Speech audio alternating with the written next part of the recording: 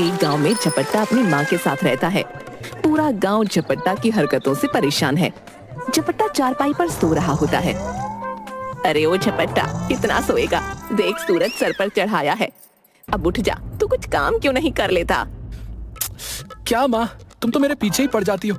ठीक है, मैं अभी जाता हूँ काम की तलाश में।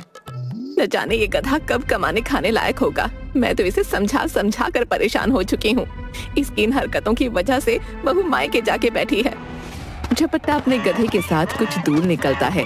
गांव की पाठशाला में मास्टर जी बच्चों को पढ़ा रहे होते हैं। बच्चों, कल जो तुम्हें सीता स्वयंवर का अध्याय पढ़ाया था वो याद है ना? जी मास्टर जी, याद है। ठीक है, आज मैं इस अध्याय से तुमसे सवाल पूछता हूँ। गट्टू, ये बता, भगवान शंकर का धनुष किसने तोड़ा? मास्टर जी, मैंने नहीं तोड़ा। किसने तोड़ा ये बता। माँ कसम, मैंने नहीं तोड़ा। मैंने कल सीता स्वयंवर का पाठ पढ़ाया था ना? बता, धनुष किसने तोड़ा? नहीं तो मैं तेरी खाल उतार दूंगा। मास्टर जी, सच कह रहा हूँ, मैंने नहीं तोड़ा। वो सकटुआ का बेटा है ना, बहुत बदमाश है, जरूर उसने ही तोड़ा होगा। बेवकूफ, इधर आ। मुझे गधे को इंसान बनाना अच्छे से आता है। झपट्टा पास से गुजर रहा होता है और मास्टर जी की बात सुनता है। अरे वाह, मास्टर जी को गधे से इंसान बनाना आता है। क्यों ना मैं अपने गधे को मास्टर जी से इंसान बनवा लूं। वो इंसान बनकर कमाता रहेगा और मैं आराम से बैठकर खाता रहूंगा। झपट्टा पाठशाला में मास्टर जी के पास जाता है। मास्टर जी, आप गधे को इंसान बनाना जानते हैं? हाँ, जानता हूँ। इसमें कोई शक है? मास्टर जी, आप मेरे गधे को इंसान बना दीजिए ना। सच के गधे को? मास्टर जी, जितने पैसे लगेंगे वो दे दूंगा, लेकिन आप मेरे गधे को इंसान बना दीजिए। अरे तू बात को समझ क्यों नहीं रहा? आपके हाथ जोड़ता हूँ, मेरे गधे को इंसान बना दीजिए। तू मानेगा नहीं। एक काम कर, तू अपने गधे को इस पेड़ से बांध दे और जा, 2 घंटे बाद आना। ठीक है मास्टर जी, मैं पूरे 2 घंटे बाद आऊंगा, लेकिन आप इसे इंसान बना देना, अच्छा? और साथ में थोड़ा पढ़ा लिखा भी देना। हाँ, जाओ, आराम से जाओ और फिक्र मत करो। मास्टर जी झपट्टा के जाने के बाद गधे को खोलकर भगा देते हैं। दूसरी तरफ झपट्टा खुद से, बहुत देर हो गई, अब चलता हूँ। अब तक तो मास्टर जी ने मेरे गधे को इंसान बना ही दिया होगा। झपट्टा स्कूल जाता है। मास्टर जी, मेरे गधे को आपने इंसान बना दिया। हाँ, वो तो बहुत बड़ा आदमी बन गया है। मास्टर जी, कहाँ है मेरा गधा? जरा मुझे भी मिलवाओ ना। अरे वो तो पढ़ लिख कर पुलिस में भर्ती हो गया है और हमारे गांव के थाने में दरोगा भी लग गया है। क्या बात है मास्टर जी, आपने तो कमाल कर दिया। जल्दी जाओ, जाकर अपने गधे से मिल लो। जी मास्टर जी, लेकिन आपकी फीस? अरे तुम फीस की बात छोड़ दो, ये तो मेरा काम है, गधे को इंसान बनाना। तुम जल्दी जाओ और जाकर अपने गधे से कोतवाली में मिल लो। जी, मैं अभी जाता हूँ मास्टर जी, धन्यवाद। झपट्टा सीधा थाने में जाता है। वहाँ कोतवाली में बैठे कोतवाल को पकड़कर बोलता है, क्यों रे, है बैठकर सिगरेट पी रहा है? गधे से इंसान क्या बन गया तू? है तू तो बड़े छोटों की इज्जत करना ही भूल गया रे। रे कौन है तू? हमसे कह रहा है कि हम कौन है? देखो भैया देखो। अबे तू हमें क्यों पहचानेगा अब, है? रे नालायक, तू जानता है कि तू किससे बातें कर रहा है? अरे तुझे कैसे भूल सकता हूँ? इस वर्दी में आकर तू अपनी औकात भूल गया है? इससे अच्छा तो तू तभी था जब मैं तेरे पीठ पर सामान लाद कर तेरी कमर तोड़ता था, है? रे पागल, रे चल निकल यहाँ से, नहीं तो तेरी खाल उतार दूंगा। आज तू जिस कुर्सी पर बैठा है, तूने जो वर्दी पहन रखी है, इसको दिलाने वाला कौन है पता है? मैं हूँ मैं। राम राम करना तो दूर की बात है, तू तो मेरी खाल उतारने की बात कर रहा है। चल जल्दी से चल, तू घर चल, मैं तेरी खबर लेता हूँ, चल। अरे पागल आदमी, रे कहाँ से आ गया ये? अबे नालायक गधे, गधे से इंसान बन गया, लेकिन लात मारने की आदत तू अभी तक नहीं भूला रे। कोतवाल झपट्टा की पिटाई करता है और उसे थाने से बाहर फेंक देता है। झपट्टा घर जाकर, माँ तू जानती है आज क्या हुआ? क्या करके आया है अब? अरे वो हमारा जो गधा है, उसको मैंने मास्टर जी से कहकर इंसान बनाया और इंसान बनकर वो हमारी ही कोतवाली में कोतवाल बन गया है।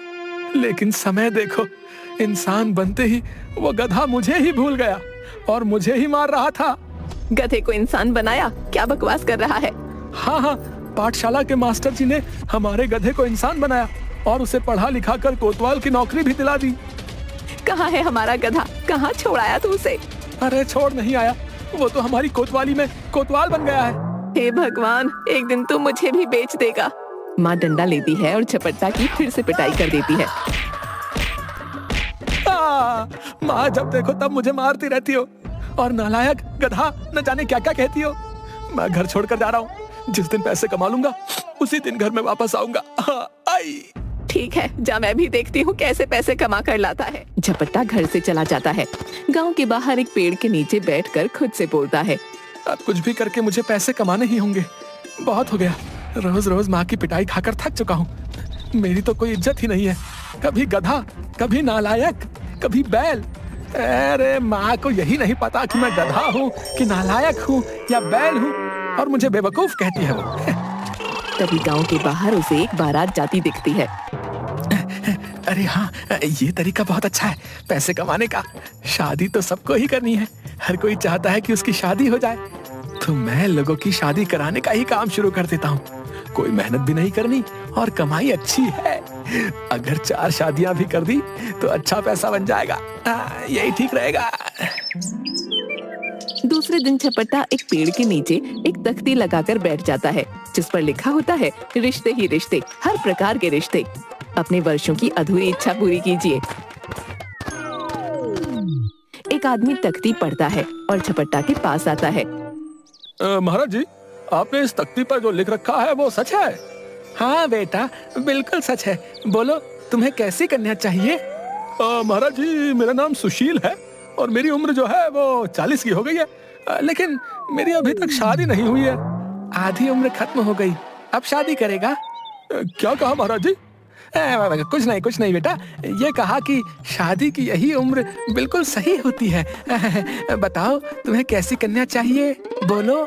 बस कन्या जो है वो सांस ले रही हो, वो भी चलेगी? हाँ, कन्या तो है मेरे पास। तो बस अब जल्दी से मेरी शादी करा दीजिए। कब करना चाहते हो शादी? आज ही करा दीजिए।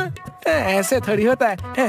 पहले हम तुम्हें लड़की दिखाएंगे और फिर लड़की भी तुम्हें देखेगी। अगर तुम दोनों एक दूसरे को पसंद कर लोगे तो बातचीत आगे बढ़ेगी, है?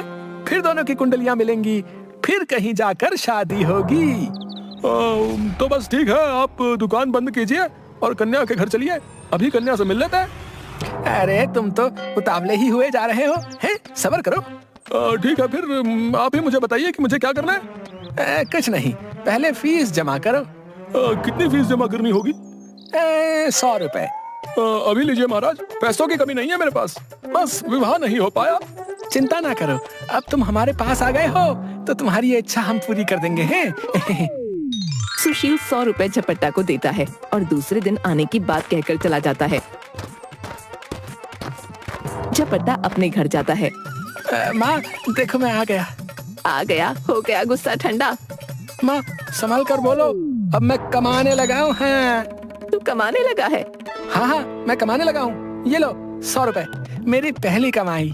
100 रुपए? ऐसी कौन सी कमाई कर रहा है जो पहले दिन 100 रुपए मिल गए? मुझे भी बता, ऐसा कौन सा काम शुरू कर दिया तूने?